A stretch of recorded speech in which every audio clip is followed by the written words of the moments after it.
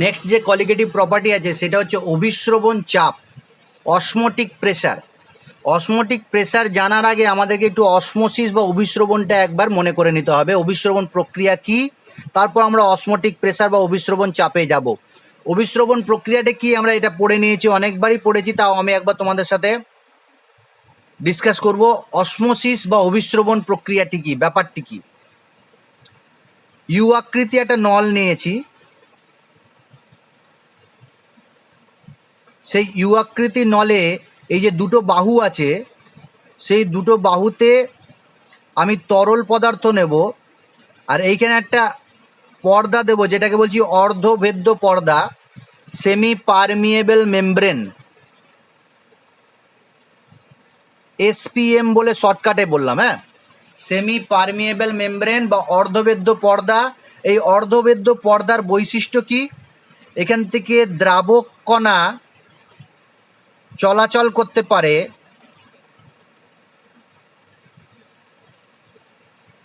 দ্রাবের কণা পারে না।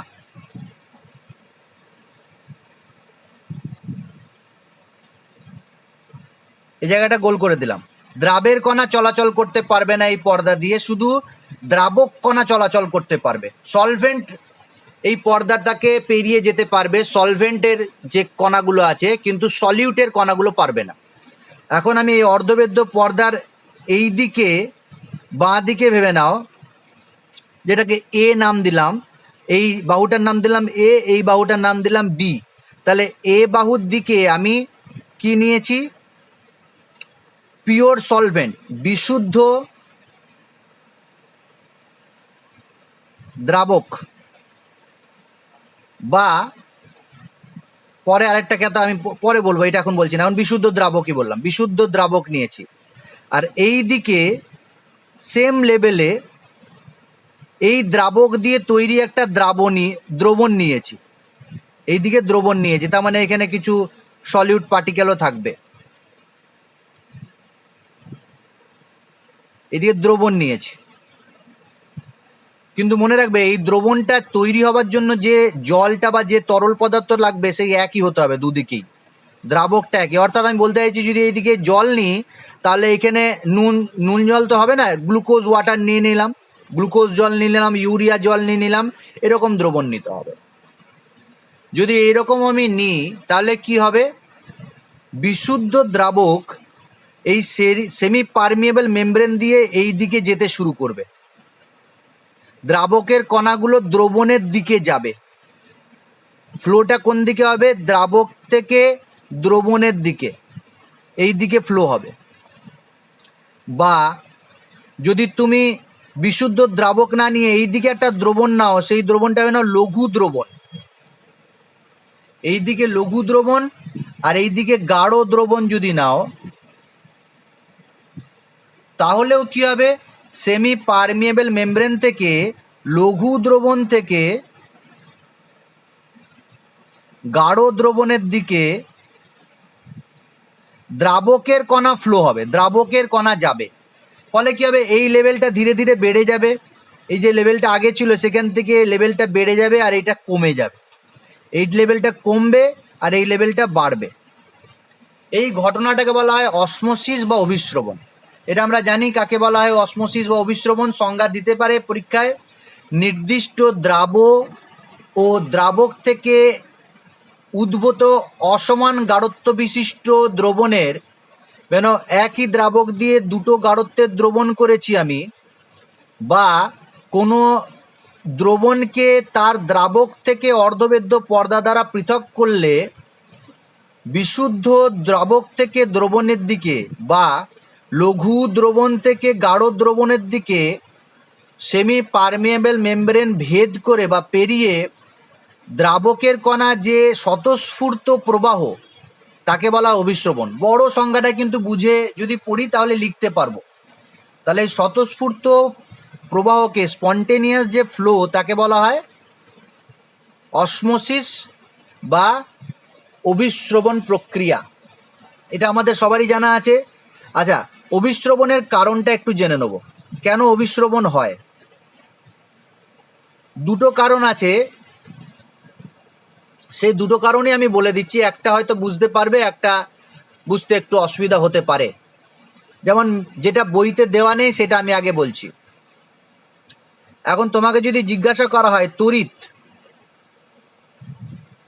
তড়িৎ যে প্রবাহ হয় কোন বিভব থেকে কোন বিভবের দিকে প্রবাহ হয়, উচ্চ থেকে নিম্ন বিভবের দিকে না নিম্ন থেকে উচ্চ বিভবের দিকে? তড়িৎ প্রবাহ হয় উচ্চ বিভব থেকে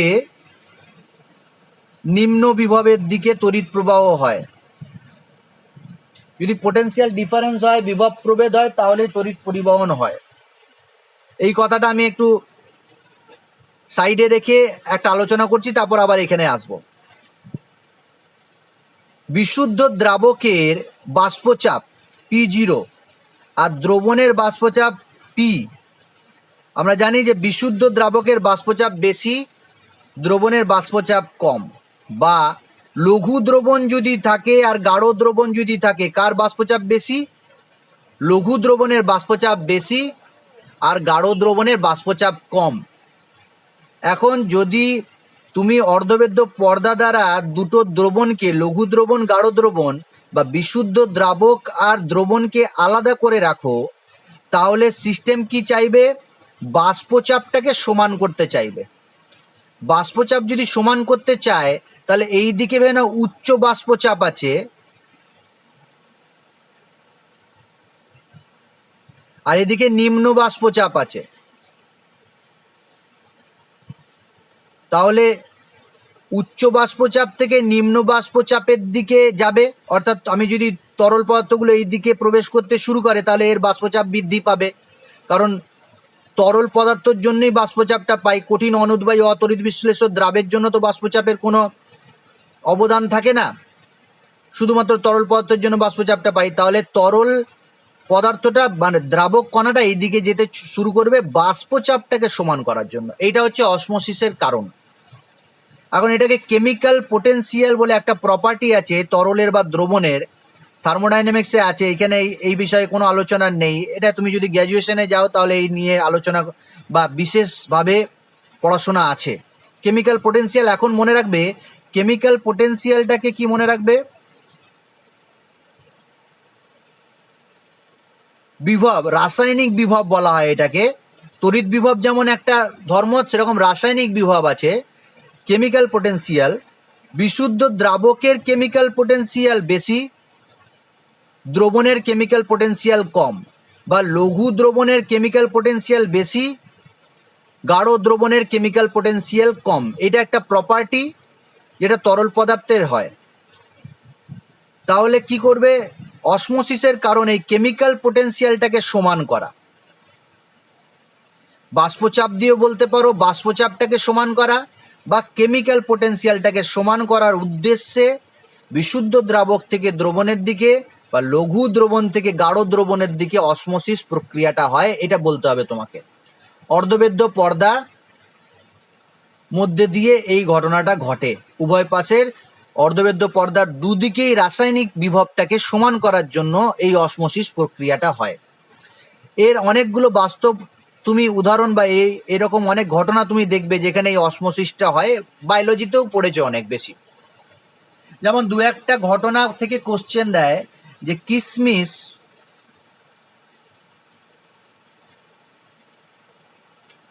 কিশমিশকে তুমি যদি জলে দিয়ে দাও তাহলে কি ঘটবে? কি ঘটে জলে যদি কিশমিশকে দিয়ে দেওয়া হয়? ফুলে যায়। আর যদি কিশমিশটাকে, এটা কোনোদিন করে দেখিনি হয়তো, কিশমিশটাকে তুমি যদি গাঢ় চিনির দ্রবণে দিয়ে দাও,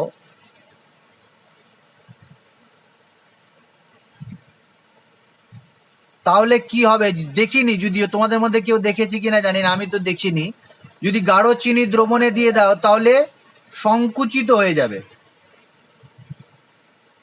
কিন্তু এটা আমরা জানি সংকুচিত হয়ে যায়। তাহলে এর পেছনে কারণটা কি? কিশমিশকে গাঢ় দ্রবণে দিলে কি হয় আর জলীয় দ্রবণে দিলে কি হয়, এইটা প্রশ্ন দেয়। এখানে ফুলে যায়, এখানে সংকুচিত হয়ে যায়। কেন ফুলে যায়? এই যে না, এটা একটা কিশমিশ যদি হয়, তাহলে কিশমিশের ভেতরে যে তরল পদার্থটা আছে আর এই যে কিশমিশের ওপরের যে আবরণ সেটা অর্ধবেদ্য পর্দার মতো আচরণ করে। এখন একে যদি জলে দিয়ে দাও, জলীয় দ্রবণে দিয়ে দাও, তাহলে জলের গাঢ়ত্বটা কি? কম। আর এই ভেতরের গাঢ়ত্বটা কি? বেশি। গাঢ়ত্ব কম, গাঢ়ত্ব বেশি। তাহলে কি হবে? জলটা ভেতরে ঢুকতে শুরু করবে, অর্ধবেদ্য পেরিয়ে অসমোসিস হবে, অভিস্রবণ ঘটবে, ফলে কিশমিশটা ফুলে যাবে, যতটা পারবে জল ভেতরে ঢুকে যাবে। আর যদি এটা গাঢ় দ্রবণ নিতাম তাহলে কি হতো? যেহেতু বাইরের দ্রবণটা গাঢ়, তাই ভেতরের যে গাঢ়ত্বটা আছে সেটা কম, তাহলে ভেতর থেকে জলটা বা জলীয় অংশটা বেরোতে শুরু করতো, ফলে কি হতো? কিশমিশটা আরো সংকুচিত হয়ে যেত। এরকম আরো প্রশ্ন আছে, দেখবে প্রশ্ন প্লাস অ্যান্সারে চ্যাপ্টারের শেষে মিষ্টি জলের মাছ, মিষ্টি জলের মাছকে তুমি যদি নোনা জলে দিয়ে দাও, নোনতা জলে দিয়ে দাও বা সমুদ্র জলে দিয়ে দাও, তাহলে কি ঘটবে? প্রশ্ন দেয়, মিষ্টি জলের মাছকে তুমি যদি সমুদ্র জলে দিয়ে দাও তাহলে কি ঘটবে? বলো দেখি, আইডিয়া কি আছে? কি হবে? মরে তো যাবে। মরে তো যাবেই, হ্যাঁ ঠিক, মরে যাবে। আর কি হবে? কিভাবে মরবে? কিভাবে মরবে?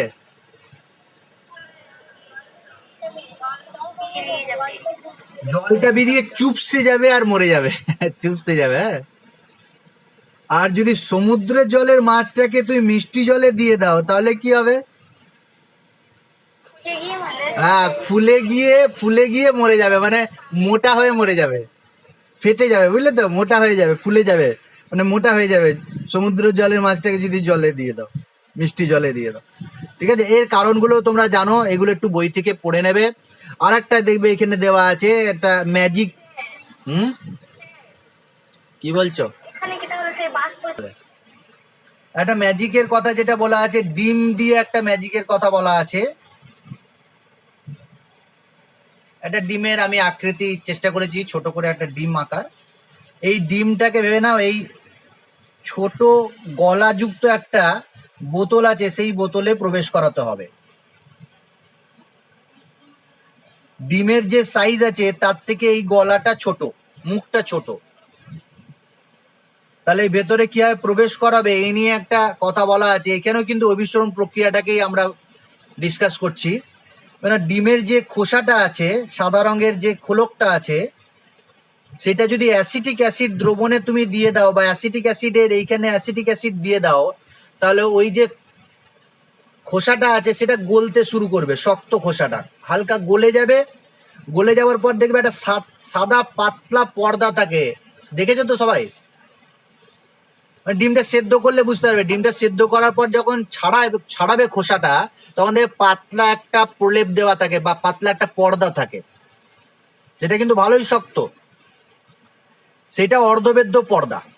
এখন তুমি যদি এই খোসাটাকে অ্যাসিটিক অ্যাসিড দিয়ে গলিয়ে দিয়ে সেই ডিমটাকে জলের মধ্যে দিয়ে দাও, জলে, তাহলে কি হবে? এই ডিমটার ভেতরে যে গাঢ়ত্ব আছে, অ্যালবুমিন গ্লোবিউলিন যে প্রোটিনটা আছে বা কুসুম আছে, সাদা অংশ আছে, সেটার গাঢ়ত্ব অনেক বেশি। জলে যখনই দেবে কি হবে ঘটনাটা? জল ভেতরে প্রবেশ করতে শুরু করবে, এই ডিমটা ফেটে যাবে। কিন্তু এইটাকে তুমি যদি গাঢ় দ্রবণে দিয়ে দাও, একটা গাঢ় দ্রবণ বা নুনের দ্রবণ বা চিনির দ্রবণ বা যে কোনো দ্রাবের দ্রবণে যদি দিয়ে দাও, গাঢ় দ্রবণে, তখন কি হবে? ভেতরের যে তরল অংশ বা জলীয় অংশ আছে সেটা বেরোতে শুরু করবে আর ডিমটা চুপসে যাবে আরো। যখন ডিমটা চুপসে গিয়ে ছোট হয়ে এই গলার আকৃতিতে চলে আসবে, এই সাইজে চলে আসবে, তখন এইখানে ডিমটা ঢুকে যাবে ভেতরে। আর ভেতরে ভেবে নাও তুমি অল্প জল নিয়ে আছো, তাহলে জলটা যখনই ভেতরে প্রবেশ করে যাবে, জলের মধ্যে যখন জলের সংস্পর্শে আসবে আবার আগের অবস্থায় ফিরে যাবে, মানে ফুলে যাবে। তখন দেখে মনে হবে যে এই গলাটা এত সরু, এই বড় ডিমটা ভেতরে ঢুকলো কি করে? কিভাবে ঢুকলো বুঝতে পেরেছি? তাহলে বাড়িতে ম্যাজিক শোটা করবে, বাচ্চাদেরকে দেখাবে। অ্যাসিডিক অ্যাসিড, ভিনিগার আছে তো, ভিনিগারে হয়ে যাবে। বাড়িতে ভিনিগার নেই? তবে আর একটা কাজ করবে, ভালো করে হাতে গ্লাভস পরে নেবে, যদি ডিমটা ফেটে যায় গন্ধ হবে খুব। হাতে 2-4 দিন থাকবে গন্ধটা। অর্ধবেদ্য পর্দার সংজ্ঞা যদি জিজ্ঞাসা করে দিতে পারবো? অর্ধবেদ্য পর্দার সংজ্ঞা এখান থেকে দেওয়া যাবে কিন্তু। তাহলে অর্ধবেদ্য পর্দা কাকে বলে? আচ্ছা, যে পর্দা দিয়ে দ্রাবকের কণা যেতে পারে, দ্রাবের কণা যেতে পারে না, তাকে অর্ধবেদ্য পর্দা বলে। এটা যদি বলো, নাম খুব একটা ভুল হবে না, ঠিকই আছে। তবে একটু যদি গুছিয়ে লিখতে চাই, বইয়ের মতো করে লিখতে চাই, তাহলে কোনো দ্রবণকে তার বিশুদ্ধ দ্রাবক থেকে যদি পৃথক করে দিই, বা লঘু দ্রবণকে গাঢ় দ্রবণ থেকে যদি পৃথক করে দিই, যে পর্দার মাধ্যমে পৃথক করলে বিশুদ্ধ দ্রাবক থেকে দ্রবণের দিকে বা লঘু দ্রাবক থেকে দ্রবণের দিকে দ্রাবকের কণা প্রবাহিত হতে পারে, দ্রাবের কণা যেতে পারে না, সেই পর্দাকে অর্ধবেদ্য পর্দা বলে। এরকম প্রাকৃতিক অনেক অর্ধবেদ্য পর্দা আছে। সেই প্রাকৃতিক অর্ধবেদ্য পর্দা হচ্ছে ডিমের খোসার ভেতরে যে সাদা অংশ থাকে, উদ্ভিদ কোষের কোষ পর্দা, এরকম অনেক অর্ধবেদ্য পর্দা আছে। ব্লাডার আছে, সেগুলো অর্ধবেদ্য পর্দা। কৃত্রিম অর্ধবেদ্য পর্দার একটা উদাহরণ চেয়েছে। ট্রাউবে বলে একজন বিজ্ঞানী মাটির সছিদ্র পাত্রের ওপর কিউপ্রিক ফেরোসাইনাইডের সংকেত হচ্ছে Cu2FeCN6। এই কিউপ্রিক ফেরোসাইনাইডের একটা আস্তরণ ফেলে পর্দা তৈরি করে, অর্ধবেদ্য পর্দা তৈরি করে। সেটা হচ্ছে কৃত্রিম অর্ধবেদ্য পর্দা, যেটা কপার ফেরোসাইনাইড অর্ধবেদ্য পর্দা নামে পরিচিত। আর এই কৃত্রিম অর্ধবেদ্য পর্দা কিন্তু অনেক বেশি চাপ সহ্য করতে পারে। অনেক বেশি প্রেসার যদি দাও, তাহলে সেই প্রেসারে কিন্তু এই অর্ধবেদ্য পর্দাটা ছিঁড়ে যায় না বা ফেটে যায় না। তাহলে পরীক্ষায় কোশ্চেন দিতে পারে, অর্ধবেদ্য একটা কৃত্রিম অর্ধবেদ্য পর্দার উদাহরণ দাও, তাহলে এটা দেবে কপার ফেরোসাইনাইডের অর্ধবেদ্য পর্দা, বা পুরো ব্যাপারটা বলতে পারো। এবার আমরা আসছি অসমোটিক প্রেসারে। অসমোসিস সম্পর্কে এই আলোচনাটা হলো পুরোটা। অসমোটিক প্রেসারটা এখান থেকেই আমাকে ব্যাখ্যা দেওয়া যেতে পারে। কেন, আমি যদি এই ইউ আকৃতি নলে এ বাহু আর বি বাহু, যেখানে দুটো দ্রবণ নিয়েছি, সেখানে পিস্টন দিয়ে দিলাম, পিস্টন যুক্ত বাহু নিয়েছি, এখানেও পিস্টন যুক্ত বাহু নিয়েছি। কারণ নির্দিষ্ট উষ্ণতায় যদি লঘু দ্রবণ, গাঢ় দ্রবণ বা বিশুদ্ধ দ্রাবক আর দ্রবণ নিয়ে নিই, তাহলে এই দিকে ফ্লো হচ্ছে, লেভেলটা এইদিকে বাড়ছে, জলের তরলের লেভেলটা এইদিকে বাড়ছে, এইদিকে কমছে। ওই অভিস্রবণ প্রক্রিয়াটা যেটা হচ্ছে, সেটাকে বাধা দেওয়ার জন্য, সেটাকে রোধ করার জন্য, তুমি যদি বি বাহুর দিকে, অর্থাৎ গাঢ় দ্রবণের দিকে বা দ্রবণের দিকে যে ন্যূনতম চাপ প্রয়োগ করলে অভিস্রবণ প্রক্রিয়াটা সম্পূর্ণ বন্ধ হয়ে যায়। কি বললাম?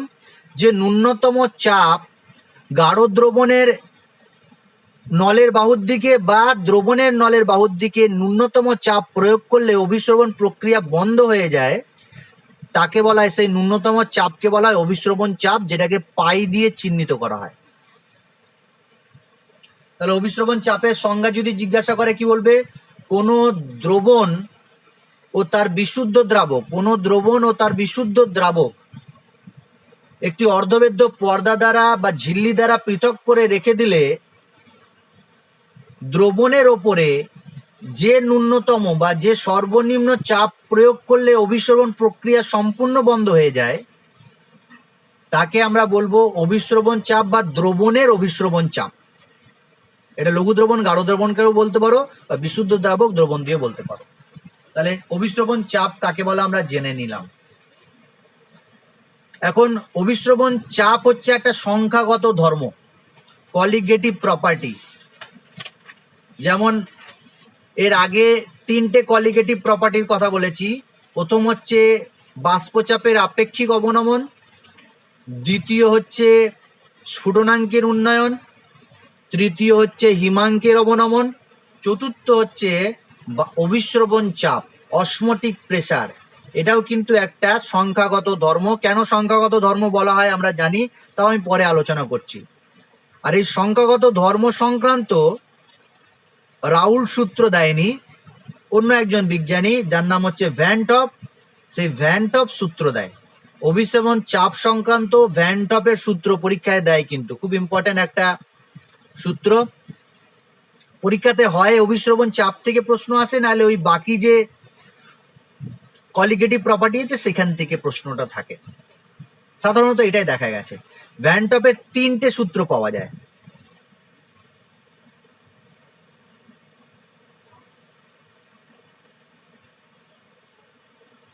ভ্যান টপস ল। তাহলে দ্রবণের অভিশ্রবণ চাপ সংক্রান্ত ভ্যান টপের সূত্রাবলী, প্রথম সূত্র ফার্স্ট ল। আমি ছোট করে বলে দিচ্ছি, ভাষাতে লিখছি না। স্থির উষ্ণতায় কোনো অনুদ্বায়ী তড়িৎ অবিশ্লেষ্য তড়িৎ অসংযোজিত কঠিন দ্রাবে লঘু দ্রবণের অভিশ্রবণ চাপ পাই ওই দ্রবণের মোলার গাঢ়ত্বের সাথে সমানুপাতিক। মোলার, এটা কিন্তু মোলার নয়, মোলার, মোলার গাঢ়ত্বের সাথে সমানুপাতিক। কি? যখন টিটা স্থির থাকে আর লঘু দ্রবণ থাকে। তাহলে লঘু দ্রবণটা তৈরি হয়েছে কি হবে? কঠিন অনুদ্বায়ী অতড়িৎ বিশ্লেষ্য তড়িৎ অসংযোজিত দ্রাবক দিয়ে তৈরি হয়েছে। সেই লঘু দ্রবণে স্থির উষ্ণতায় টি কেলভিন উষ্ণতায় অভিশ্রবণ চাপ মোলার গাঢ়ত্ব সাথে সমানুপাতিক, অর্থাৎ পাই সমানুপাতিক সি। সি কে মোলার গাঢ়ত্ব বলছি, মোলার কনসেন্ট্রেশন। অর্থাৎ গাঢ়ত্ব যদি বেড়ে যায় অভিশ্রবণ চাপ বাড়বে, গাঢ়ত্ব যদি কমে যায় অভিশ্রবণ চাপ কমে যাবে।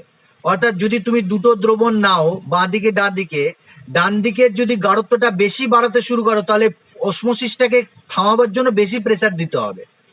আর যদি গাঢ়ত্ব কম থাকে, তাহলে অসমোসিসকে থামাবার জন্য কম প্রেসার দিতে হবে। এইটা হয়ে গেল ভ্যান টপের প্রথম সূত্র, যেটাকে বলা হচ্ছে নাকি বয়েলের সূত্রের সাথে সামঞ্জস্যপূর্ণ, বয়েলের সূত্রের অনুরূপ। কারণ দেখো, আমরা দেখেছি, দেখো এটা তো প্রেসার, অসমোটিক প্রেসার কিন্তু একটা প্রেসার, একটা চাপ। আর গাঢ়ত্ব মানে কি? সি সমান হচ্ছে এন বাই ভি। এন হচ্ছে নির্দিষ্ট মোল, এন পরিমাণ মোল যদি ভি আয়তনে দ্রবীভূত থাকে সেটা তার গাঢ়ত্ব। এখন যদি নির্দিষ্ট থাকে বা 1 মোল কোনো পদার্থ দ্রবীভূত থাকে ভি আয়তনে, তাহলে আমরা বলতে পারি সি সমানুপাতিক 1/v।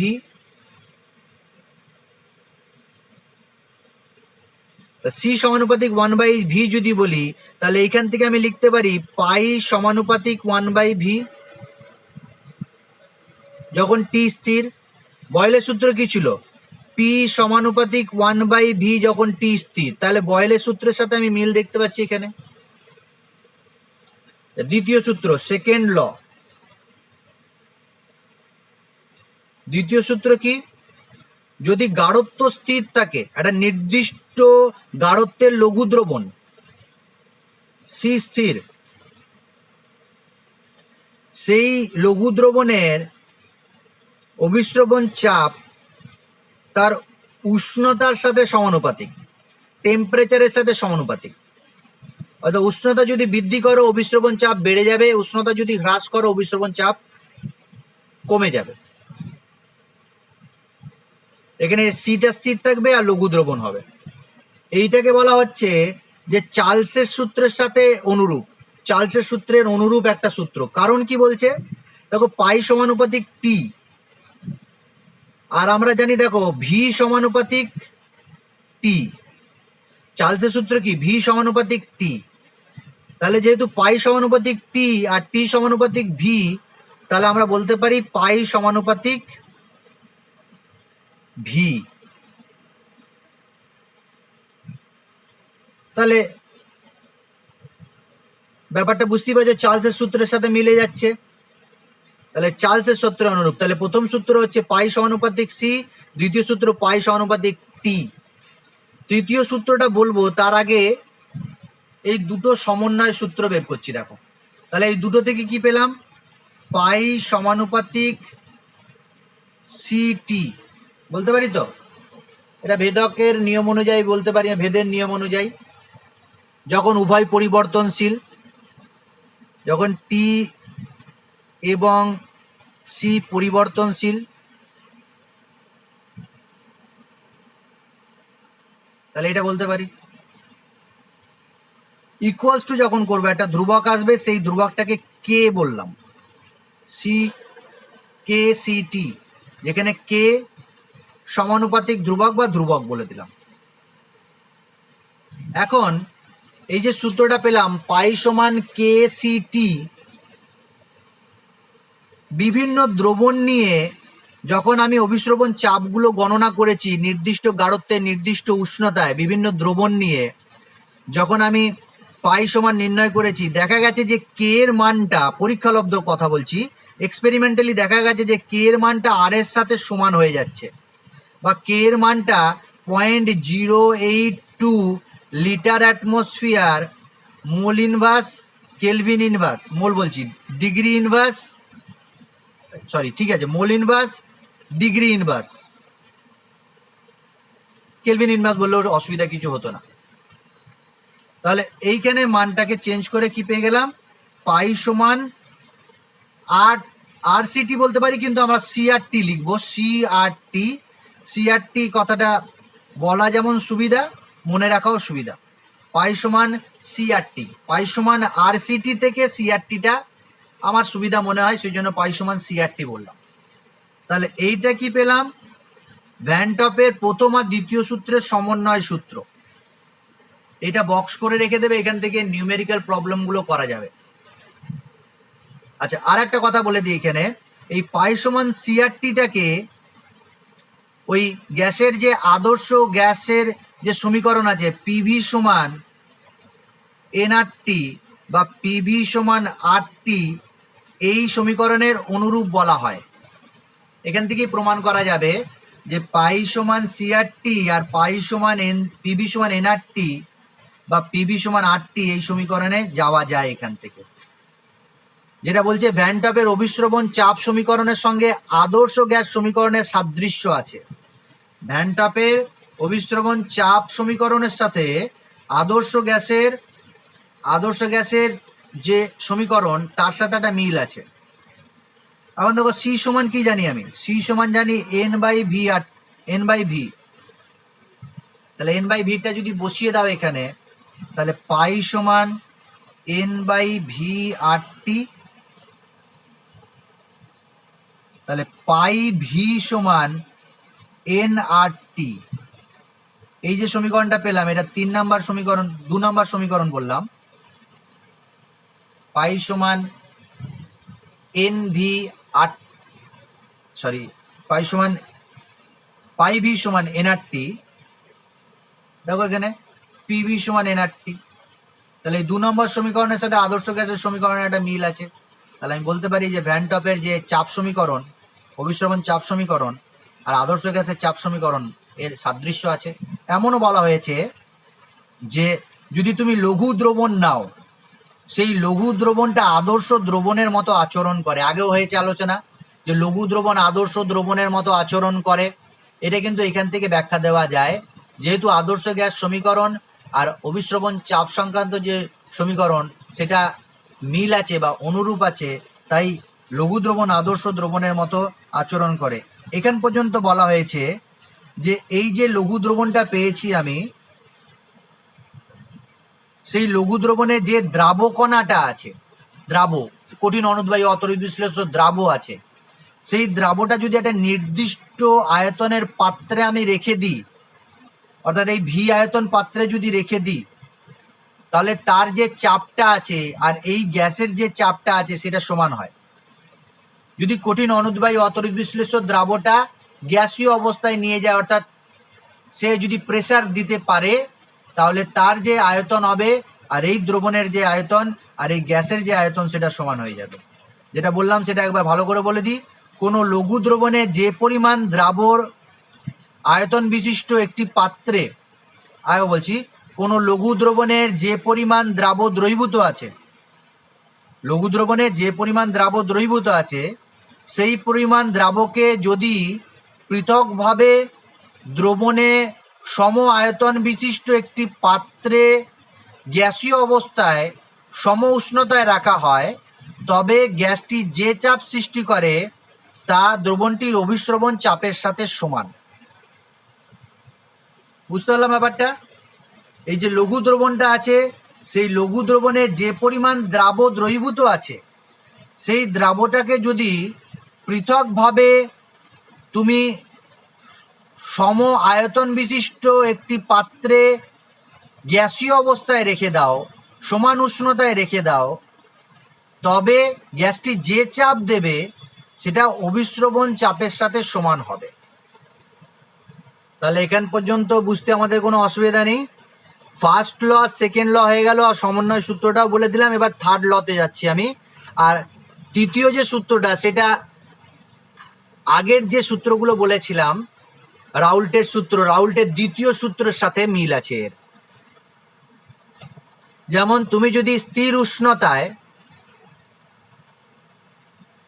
কোনো দ্রাবকে একটি নির্দিষ্ট আয়তনে সম মোল পরিমাণ বিভিন্ন অনুদ্বায়ী তড়িৎ অবিশ্লেষ্য তড়িৎ অসংযোজিত কঠিন দ্রাবক পৃথক পৃথকভাবে দ্রবীভূত করো, তাহলে প্রাপ্ত দ্রবণের অভিস্রবণ চাপ সমান হবে।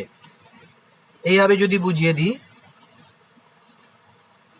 তুমি তিনটে পাত্র নিয়েছো, এইখানে 1 2 3, এই তিনটে যে দ্রাবক নিয়েছো, নির্দিষ্ট দ্রাবক নিয়েছো, নির্দিষ্ট দ্রাবক, তার পরিমাণটাও নির্দিষ্ট।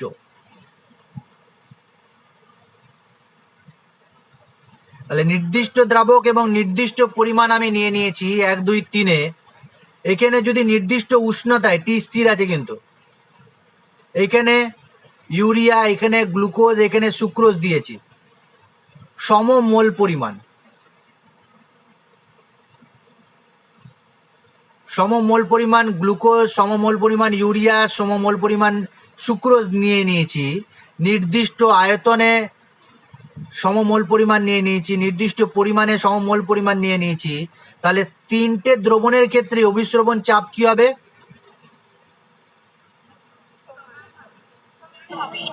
অভিস্রবণ চাপ সমান হবে বা একই হবে। তাহলে এটা তৃতীয় সূত্র, যেটাকে অ্যাভোগাড্রো সূত্রের সাথে অনুরূপ বলা হচ্ছে। যেহেতু আমরা জানি বি সমানুপাতিক এন, দেখো যেহেতু বি মোল সংখ্যা সবারই সমান নিয়েছি, তাহলে সম আয়তনে নিয়েছি, অভিস্রবণ চাপ সমান হয়ে যাচ্ছে, পাই সমানুপাতিক এন হয়ে যাচ্ছে। তাহলে এটা অ্যাভোগাড্রোস ফর্মুলার সাথে মিলে যাচ্ছে বা সূত্রের সাথে মিলে যাচ্ছে। আর এটা একটা সংখ্যাগত ধর্ম, সেটা প্রমাণ করাও যায়, এখান থেকেই প্রমাণ করা যায়। তাহলে লঘু দ্রবণে অভিস্রবণ চাপ একটি সংখ্যাগত ধর্ম, সেটাও আমরা বলতে পারবো। আর যেটা প্রতি ক্ষেত্রেই আমরা করেছি, আণবিক গুরুত্ব নির্ণয় করব অভিস্রবণ চাপ সংক্রান্ত সূত্র থেকে, আণবিক গুরুত্ব নির্ণয়, দ্রাবের আণবিক গুরুত্ব নির্ণয়।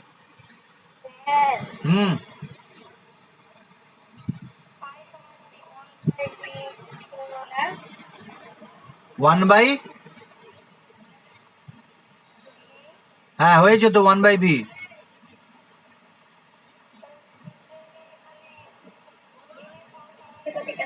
এইটা দেখছো কেন, এইটা দেখছো কেন? তুমি এইখানে দেখো না, পাই সমানুপাতিক n/v, এই তো n/v। তাহলে ভি যদি নির্দিষ্ট হয়ে যায় তাহলে পাই সমানুপাতিক n লিখতে পারি তো, বা এখানে ভি নির্দিষ্ট হওয়ার প্রয়োজন নেই, পাই সমানুপাতিক n তো দেখতেই পাচ্ছি। তুমি ভি এর সাথে পাইটাকে কম্পেয়ার করো না। এই সূত্রে যেখানে মোল সংখ্যাটা, অ্যাভোগাড্রো সংখ্যায় কি দেখি, অ্যাভোগাড্রো সূত্রে কি দেখেছি, মোল সংখ্যার সাথে আয়তনটা সমানুপাতিক। এইখানে কি দেখতে পাচ্ছি, মোল সংখ্যার সঙ্গে অভিস্রবণ চাপটা সমানুপাতিক। এইটা বোঝাতে চাইছি।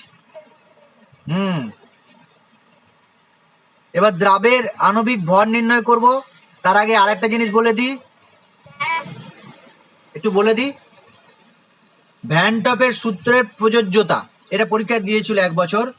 ভ্যান টপের সূত্র, যেমন রাউল্টের সূত্রের প্রযোজ্যতা, ভ্যালিডিটি অফ রাউল্টস ল, ঠিক একই রকম ভ্যান টপের সূত্রের প্রযোজ্যতা, কোন কোন শর্তে ভ্যান টপের সূত্র মেনে চলবে, অভিস্রবণ চাপ সংক্রান্ত ভ্যান টপের সূত্র কোন কোন শর্তের ক্ষেত্রে মেনে চলবে কি হবে, 1 নম্বর কি হবে, যে দ্রাবটা নিচ্ছি সেটা কঠিন অনুদ্বায়ী অতড়িৎ বিশ্লেষ্য অতড়িৎ সংযোজিত হতে হবে। আর দ্বিতীয় কি ছিল, কেবলমাত্র লঘু দ্রবণের ক্ষেত্রেই প্রযোজ্য হবে, লঘু দ্রবণের ক্ষেত্রে প্রযোজ্য হবে। একদম লাস্ট যে কথাটা সেটা হচ্ছে দ্রাবের আণবিক গুরুত্ব নির্ণয়। দ্রাবের আণবিক গুরুত্ব নির্ণয়, দ্রাবের আণবিক গুরুত্ব 2 রকম ভাবে আমি দেখিয়ে দিচ্ছি। একটা বইতে যেরকম ভাবে দেওয়া আছে, আর একটা আমি যেভাবে আমি করি সেইভাবে বলে দিচ্ছি, একই ব্যাপার। আগে আমি নিজেরটা বলে দিই। পাই সমান CRT, এই ফর্মুলাটা আমরা জানি, এটা ভ্যান টপের সূত্র থেকে এসে, সেটাও আমরা জানি। ভ্যান টপের সমীকরণ থেকে আমরা লিখতে পারি, অভিস্রবণ চাপ সংক্রান্ত সমীকরণ থেকে লিখতে পারি পাই সমান CRT। আবার C সমান N/V/RT, N/V, C সমান N/V, তাহলে পাই সমান N/V/RT। আবার N সমান কি, wait by molecular weight, V/RT, যেহেতু স্মল n সমান ওয়েট বাই মলিকুলার ওয়েট, তাহলে এখান থেকে কি পেলাম, পাই ভি সমান WRT/M, বা লাস্ট একদম পাই সমান WRT/MV, বক্স করলাম এই ফর্মুলাটা।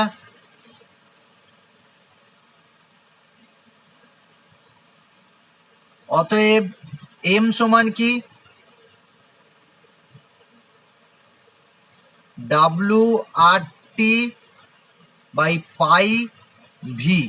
এই ফর্মুলা দিয়ে নিউমেরিক্যাল প্রবলেমগুলো সলভ হবে। এই ফর্মুলা দিয়েও হবে, 1, এটাকে 2 দিয়ে দিলাম, বা এটাকে 2, 3 বলতে পারতাম। এই দুটো ফর্মুলা দিয়ে অঙ্ক হবে। এবার বইতে যেটা বলা আছে সেটা কি করা আছে, এখানে ছোট করে এটাও বলে দিই, একই জিনিসে যাব আমরা, পৌঁছাবো। এখানে কি বলা হচ্ছে, যে ধরা যাক একটি কঠিন অনুদ্বায়ী অতড়িৎ বিশ্লেষ্য তড়িৎ অসংযোজিত দ্রাবের W পরিমাণ, W গ্রাম পরিমাণ, এখানে W1 W2 আর করা হচ্ছে না, W মানেই মনে রাখো এখানে দ্রাবের ওয়েট, এই পরিমাণকে একটা নির্দিষ্ট দ্রাবকে মোট আয়তনে, যেটা মোট আয়তন বলছি ভি লিটার আয়তনে দ্রবীভূত করা হয়েছে। আর মলিকুলার ওয়েট কত দ্রাবের, দ্রাবের মলিকুলার ওয়েট ধরে নাও M। এখন যদি প্রশ্ন করা হয় যে ভি লিটার দ্রবণে দ্রবীভূত দ্রাবের মোল সংখ্যা কত,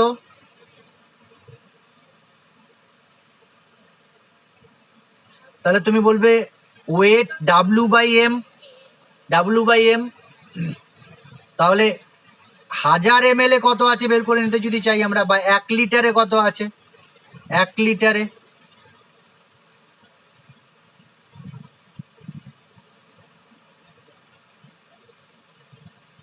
ওয়েট W/M ইন্টু ভি। এইটা কি, এটা আর কিছুই নয়, এটা হচ্ছে গাঢ়ত্ব C। C সমান কি পেলাম, WM ইন্টু ভি। এটা সমীকরণে বসিয়ে দাও, পাই সমান CRT আর C সমান এটা, তাহলে পাই সমান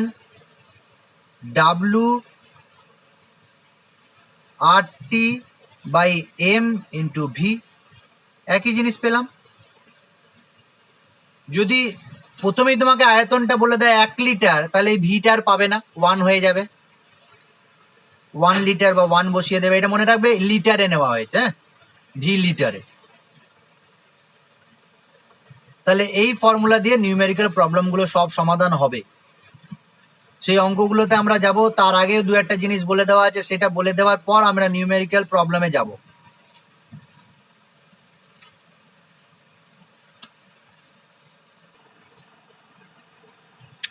আইসোটোনিক, হাইপোটোনিক আর হাইপারটোনিক।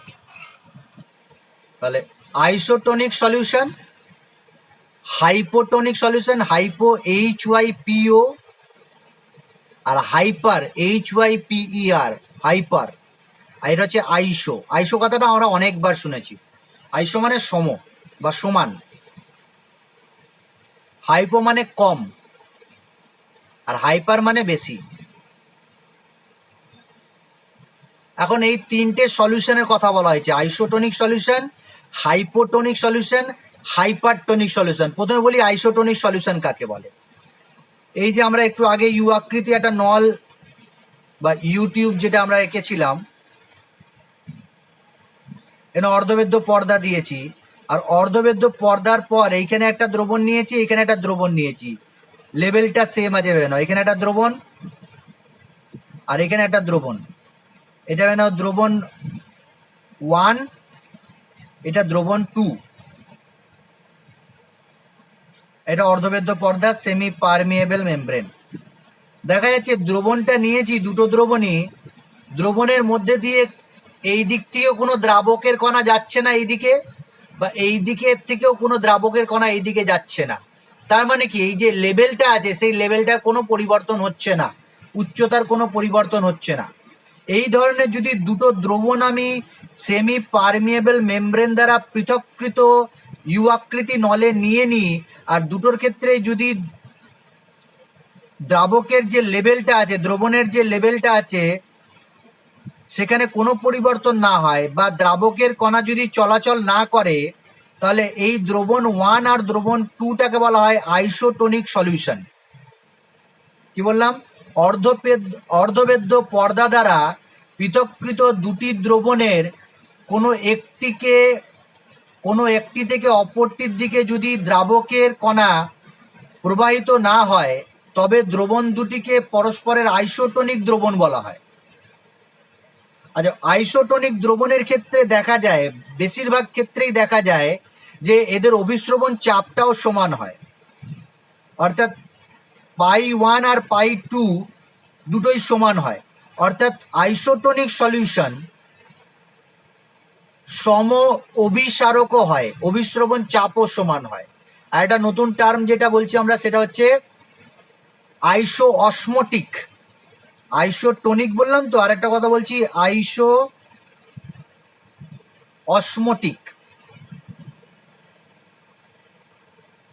আইসো অসমোটিক কি? যদি দুটো দ্রবণের অভিস্রবণ চাপ সমান হয় তাহলে তাদেরকে বলা হয় আইসো অসমোটিক। আইসোটোনিক কাকে বলা হয়? যদি দুটো দ্রবণকে অর্ধবেদ্য পর্দা দ্বারা আমি আলাদা করে দিই, যদি দ্রাবকের প্রবাহ দুদিক থেকেই না হয়, লেভেলের কোনো পরিবর্তন না হয়, তাহলে সেটাকে আইসোটোনিক বলা হয়। আইসোটোনিক সাধারণত আইসো অসমোটিক হয়।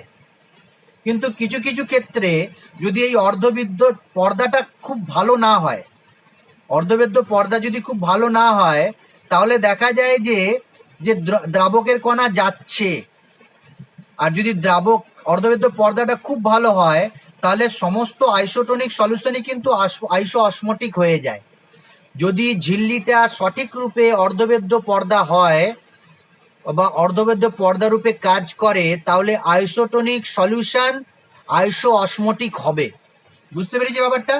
সামান্য একটু পার্থক্য আছে ব্যাপারটা। যেমন আমি ব্যাখ্যা যদি বলি, মানে এই যে দ্রবণটা 1 নম্বর দ্রবণ, সেই দ্রবণের গাঢ়ত্ব C1, এই দ্রবণের গাঢ়ত্ব C2, এই দ্রবণের অভিস্রবণ চাপ হচ্ছে π1 আর এই দ্রবণের অভিস্রবণ চাপ হচ্ছে π2।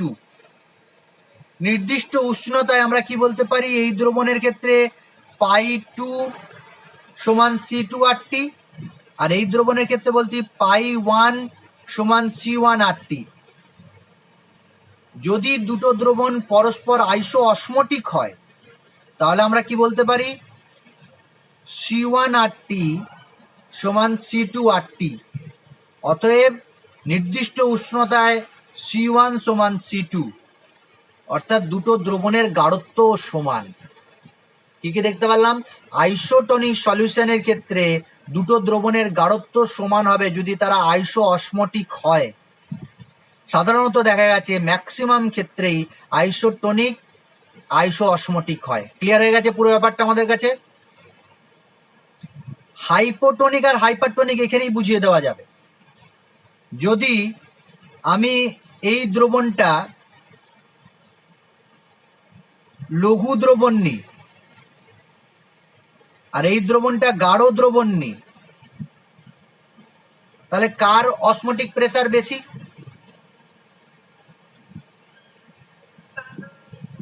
গাঢ় দ্রবণের অসমটিক প্রেসার বেশি। আর কার অসমটিক প্রেসার কম? লঘু দ্রবণের অসমটিক প্রেসার কম। তাহলে অর্ধবেদ্য পর্দা দ্বারা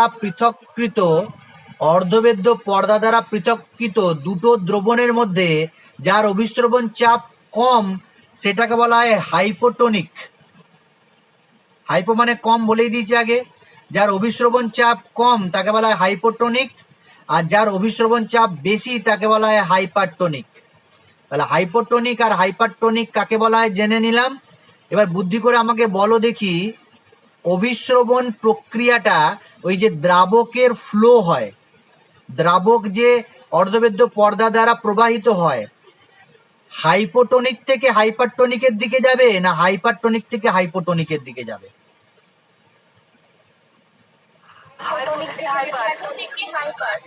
হাইপোটনিক থেকে হাইপারটনিকের দিকে দ্রাবক কণার প্রবাহ হবে। কারণ কি?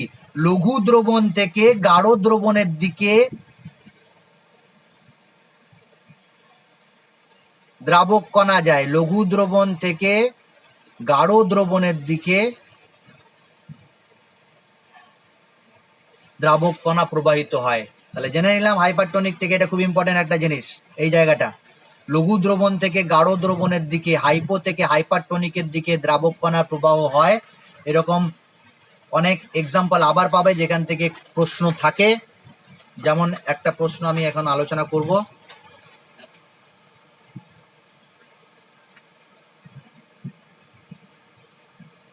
আরবিসি বা লোহিত রক্তকণিকা, সেই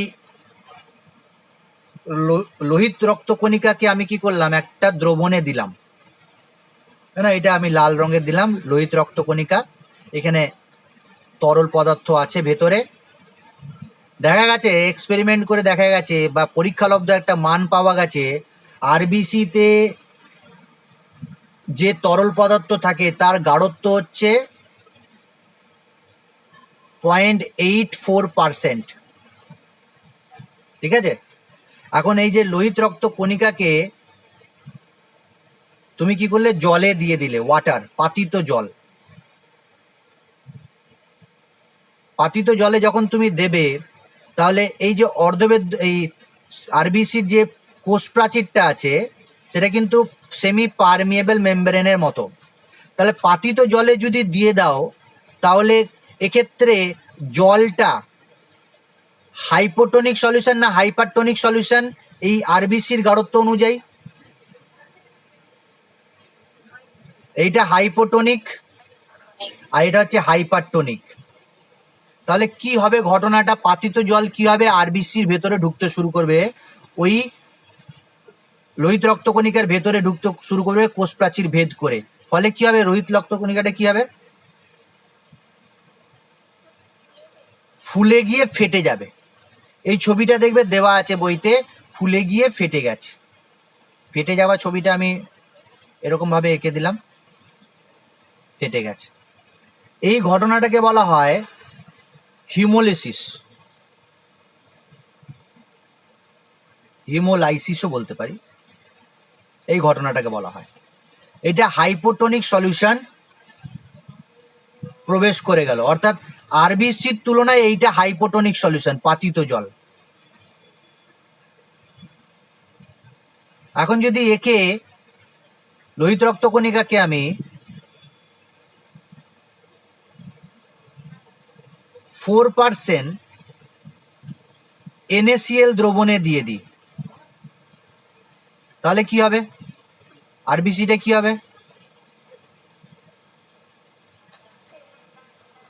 সংকুচিত হয়ে যাবে। এটা যেমন স্ফীত হয়ে ফেটে যাবে,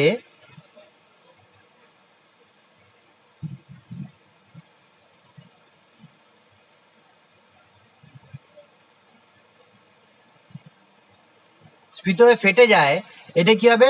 সংকুচিত হয়ে যাবে। কারণ কি, এখন এই যে জল যেটাতে NaCl দেওয়া আছে সেটা কিন্তু গাঢ় দ্রবণ, কার তুলনায়? আরবিসির তুলনায়। এইটা এখন হাইপারটনিক হয়ে গেছে, তাহলে এটা হাইপারটনিক সলিউশন। আর এইটা হাইপো হয়ে গেছে ভেতরে যেটা আছে, ঠিক আছে? আর যদি আমি এরকম একটা দ্রবণ নিই, যেই দ্রবণটার গাঢ়ত্ব 0.84% NaCl নিয়েছি, তাহলে এখন কি হবে?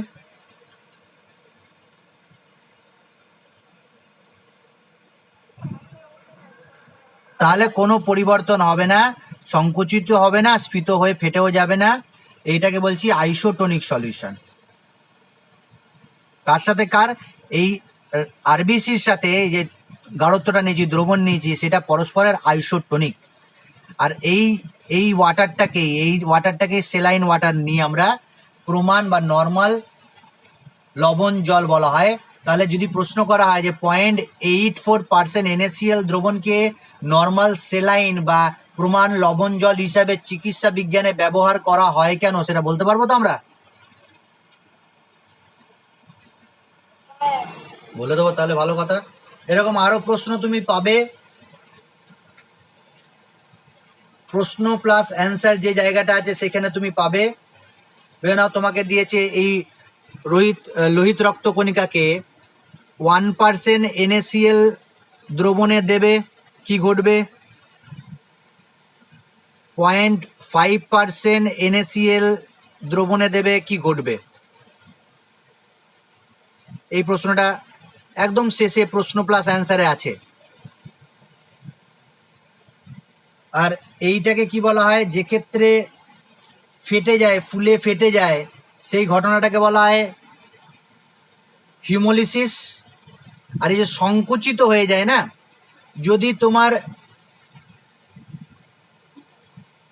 সজীব কোষের ক্ষেত্রে হয়, এই সংকুচিত হওয়ার ঘটনাটাকে, অর্থাৎ জলীয় কোষটা মানে সজীব উদ্ভিদ কোষে যদি তুমি এরকম গাঢ় দ্রবণে দিয়ে দাও সজীব উদ্ভিদ কোষ, তাহলে সেই উদ্ভিদ কোষটা সংকুচিত হয়ে যাবে।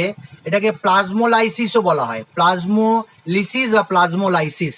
এই ঘটনাটাকে যদি উদ্ভিদ কোষটাকে হাইপারটনিক দ্রবণে দিয়ে দাও, তাহলে সেই কোষ থেকে জল অভিস্রবণ প্রক্রিয়ায় বেরিয়ে আসবে, কোষটি সংকুচিত হয়ে পড়বে। কোষের এই পরিবর্তনকে প্লাজমোলিসিস বা প্লাজমোলাইসিস বলা হয়। এগুলো বায়োলজিতে পড়েছো আশা করি। এইটা হয়ে গেল জীবদেহে অভিস্রবণ প্রক্রিয়ার গুরুত্বটা, বই থেকে পড়ে নেবে। জীবদেহে অভিস্রবণ প্রক্রিয়ার গুরুত্ব, অর্থাৎ জীবকোষ কীভাবে আর কি জল শোষণ করে মাটি থেকে মূলরম দ্বারা, এটা কিন্তু অভিস্রবণ প্রক্রিয়ার জন্যই হয়। বীজের অঙ্কুরোদ্গম হয়, কোষের বৃদ্ধি হয়, এইসবগুলো একটু পড়ে নেবে। প্রাণীদেহের ক্ষেত্রেও কি কি দেখা যায় একটু দেখে নেবে। আচ্ছা, বিপরীত অভিস্রবণ, বিপরীত অভিস্রবণ যাকে বলা হয় রিভার্স অসমোসিস। বিপরীত অভিস্রবণ প্রক্রিয়াটি কি, এটা বলার জন্য আমাকে আরেকবার এই ছবিটার প্রয়োজন হবে, যেখানে অভিস্রবণটা বোঝাচ্ছিলাম। এই যে দ্রবণের দিকে বা গাঢ় দ্রবণের দিকে যে ন্যূনতম বা সর্বনিম্ন চাপ দিলে অভিস্রবণ বন্ধ হয়ে যায়, সেটা অভিস্রবণ চাপ। এখন তুমি যদি আরো বেশি চাপ দিয়ে দাও, অভিস্রবণ চাপের থেকেও যদি অতিরিক্ত চাপ দাও, তাহলে কি ঘটবে?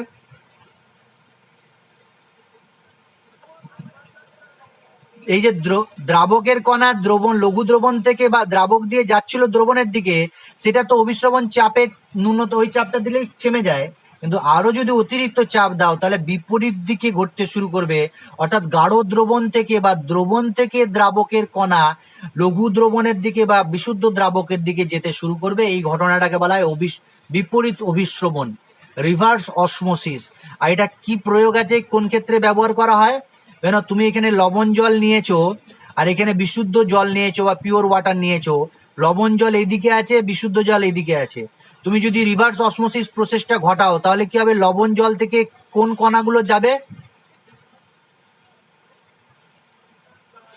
জলের কণাগুলো যেতে শুরু করবে, জলের কণাগুলো যেতে শুরু করবে। অর্থাৎ সমুদ্র জলকে বিশুদ্ধ জলে বা অবিশুদ্ধ জলকে থেকে বিশুদ্ধ জল পাওয়ার জন্য রিভার্স অসমোসিস প্রক্রিয়াটা প্রয়োগ করা হয়। এবার নিউমেরিক্যাল প্রবলেমগুলো আমরা যাব। কোন ফর্মুলা দিয়ে হবে,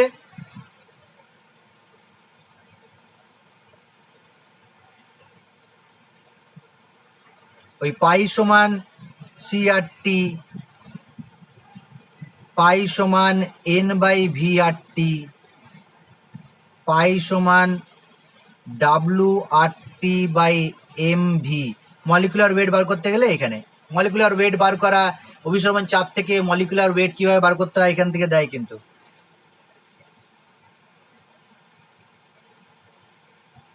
করতে পারবো অঙ্কগুলো। এবার কিন্তু এই অঙ্কগুলো হয়ে গেলে তবে সব কোয়ালিটেটিভ প্রপার্টি থেকে নিউমেরিক্যাল করানো হয়ে গেল, শুধু পড়ে থাকবে অ্যাবনর্মাল কোয়ালিটেটিভ প্রপার্টি, তাহলে চ্যাপ্টারটা শেষ হয়ে যাবে আমাদের। আজকে শেষ করতে পারবো না, নেক্সট আরেকটা দিন লাগবে, তবে বেশি সময় লাগবে না, দু একটা অঙ্ক করে দিয়ে আজকে ক্লাসটা শেষ করব। না তোমরা নিজে থেকে অঙ্ক করবে কয়েকটা, একটা দেখিয়ে দিই, হ্যাঁ একটা অঙ্ক দেখিয়ে দিই। এটা প্রশ্ন আছে যে 33.3 ডিগ্রি সেন্টিগ্রেড উষ্ণতায় 5% ওয়েট বাই ভলিউম গ্লুকোজ দ্রবণের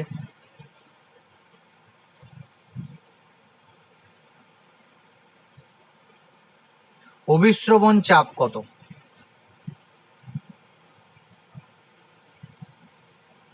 তুমি এই যে ফর্মুলাগুলো দেখালাম, যে কোনো একটা ফর্মুলা ইউজ করতে পারো।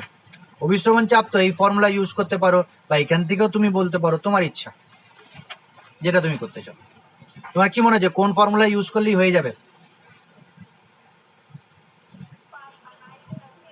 আচ্ছা, আগে আমি কি কি পেয়ে গেছি লিখে দেবো। টি কত? প্লাস 273 না করলে 0 পেয়ে যাবে। হ্যাঁ, 306.3 কেলভিন। আচ্ছা, গ্লুকোজের পরিমাণ ওয়েট কত?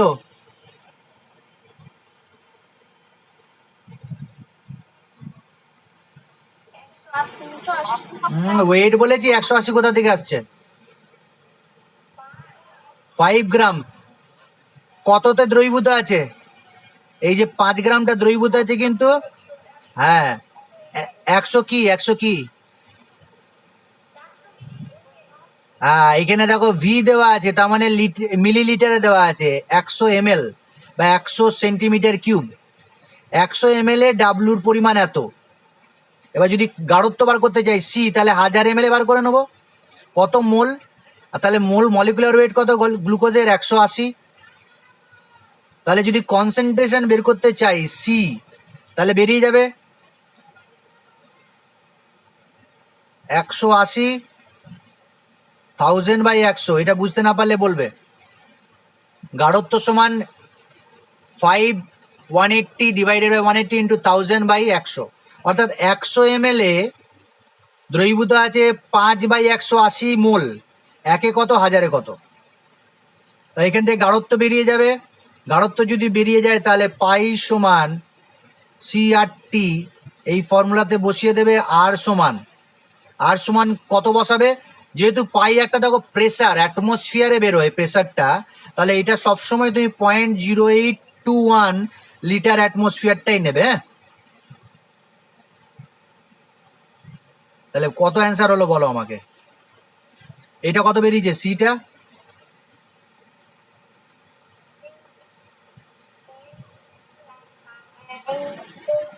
5/8 না 5/18? 5/18 আর হচ্ছে 0.0821, আর T টি হচ্ছে 306.3, তাহলে পাই সমান কত বলে দাও? 6.985 আছে বইতে, অ্যাটমসফিয়ার অ্যান্সার হয়ে গেল। এরকম সোজা একদম সিম্পল অঙ্ক দেয়, অনেক সময় সিটা বলে দেয়, জানো, গাঢ়ত্বটা বলে দেয়। 1 মোলার দ্রবণ যদি বলে দিত বা 0.5 মোলার দ্রবণ যদি বলে দিত, আর কিচ্ছু বসাতে হতো না, শুধু 0.5 বা 1 বসিয়ে দিলেই হয়ে যেত অঙ্ক। এই যে 5% ওয়েট বাই ভলিউম না বলে তুমি যদি বলে দিত 1 মোলার সলিউশন ক্যাপিটাল এম বা 0.5 মোলার সলিউশন, তাহলে শুধু 0.5 বা 1 বসিয়ে দিলে অঙ্ক হয়ে যাবে। এরকম অঙ্ক 1 বছর দিয়েছিল। জাস্ট তোমাকে সিম্পল কনসেন্ট্রেশনটা মোলারিটিতেই দিয়ে দিয়েছে, এটা মোলারিটিতে দেয়নি, এটা পার্সেন্টেজে দিয়েছে, তাই না? তাহলে এরকম ভাবে নিউমেরিক্যাল যদি দেয় করে নিতে পারবো অঙ্কগুলো সব। আর একটা করে দিই নাকি? আজ আর একটা করিয়ে দিই। বইতে আছে দেখবে 27 ডিগ্রি সেন্টিগ্রেড উষ্ণতায় 2.5 গ্রাম প্রোটিন, এই প্রোটিনের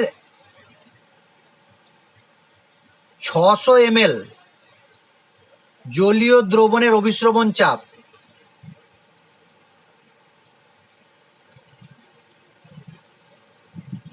অভিস্রবণ চাপ কত দেওয়া আছে? 25 mmHg। এই জায়গায় একটু শিখে নিতে হবে। মিলিলিটার পারস্তম্ভ দিলে সেটাকে অ্যাটমসফিয়ারে নিয়ে যেতে হবে। মনে রাখবে এখানে যে অভিস্রবণ চাপের ফর্মুলাটা আমরা করছি সেটা অ্যাটমসফিয়ারে নেওয়া হয়েছে, তাই এগুলোকে অ্যাটমসফিয়ারে নিয়ে যেতে হবে তোমাকে। আর 1 অ্যাটমসফিয়ার সমান জানা আছে তো কত mmHg? 760 mmHg। সেখান থেকে বেরিয়ে যাবে। তাহলে এইটা হয়ে গেল। আণবিক ভর নির্ণয় করতে বলেছে, আণবিক ভর নির্ণয় করো। আমি বলবো না, তোমরা নিজে থেকে এম বের করে আমাকে বলো, যেভাবে পারবে নির্ণয় করো। শুধু এইটুকু বলে দিলাম যে পাইটাকে 25 mmHg বলেছে, সেই 25 mmHgটাকে তুমি অ্যাটমসফিয়ারে নিয়ে চলে যাবে। বাকি আমি কিন্তু কিচ্ছু বলবো না। তুমি কোন ফর্মুলা ইউজ করবে, পাই সমান সিআরটি ইউজ করবে না পাই সমান ডাব্লিউআরটি এম ভি ইউজ করবে, তোমার বই অনুযায়ী তুমি যদি দেখো তাহলে তুমি বই অনুযায়ী করবে, আর আমি যেভাবে শিখিয়েছি যদি সেইভাবে করো তাহলে আমি ওইভাবেই করবে। টেম্পারেচার বের করে নাও, পাই বের করে নাও, 25/760 অ্যাটমসফিয়ার করে দিলাম এটাকে। আর ওয়েট দেওয়া আছে 2.5 গ্রাম, প্রোটিনের মলিকুলার ওয়েটটা নির্ণয় করতে হবে। আর দেওয়া আছে 0.0821 litre atmosphere, mole inverse kelvin inverse.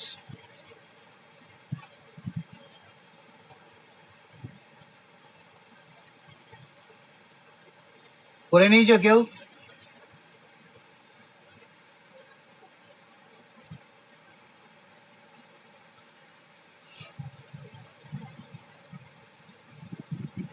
বলো 311।